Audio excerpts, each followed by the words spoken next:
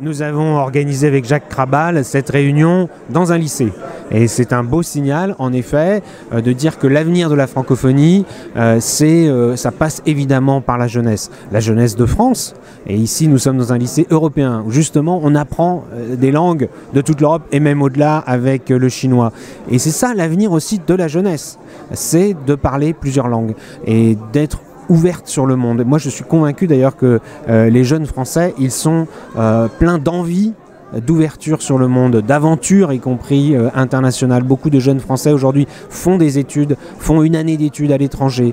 On veut l'ouvrir aux jeunes apprentis en faisant par exemple un Erasmus des apprentis. Erasmus, c'est le dispositif européen d'échange entre les universités. Nous voulons aussi que des jeunes étrangers viennent étudier en France. Et si nous avons à la fois des jeunes Français qui vont étudier à l'étranger et des jeunes étrangers qui viennent étudier en France, eh bien c'est comme cela que nous développerons concrètement la pratique de la langue française, donc la francophonie, donc le rayonnement de la France dans le monde.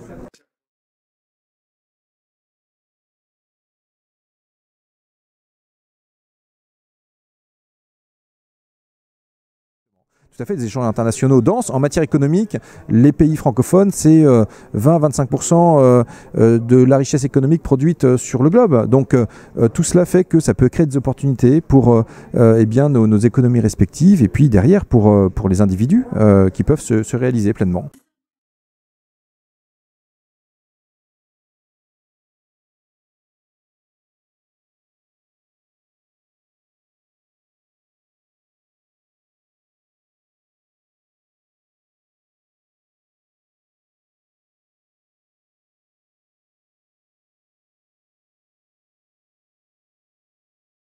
Échanges internationaux qui passent encore une fois, moi j'en suis convaincu, par les échanges scolaires, déjà au collège, au lycée, on le sait, il y a des échanges avec des collèges ou des lycées d'autres pays d'Europe, mais aussi les échanges ensuite universitaires, ces échanges humains qui sont souvent très fructueux pour les jeunes, parfois d'ailleurs des jeunes français qui vont à l'étranger, ils vont peut-être fonder une famille à l'étranger, des jeunes étrangers qui vont venir en France aussi, mais ce sont aussi des échanges fructueux pour l'économie, parce que ce sont des échanges qui ensuite peuvent permettre de développer des entreprises françaises à l'étranger, des investissements d'entreprises étrangères en France, et c'est ce mouvement d'ouverture sur le monde par le biais de la pratique des langues qui permet ensuite d'avoir un développement économique.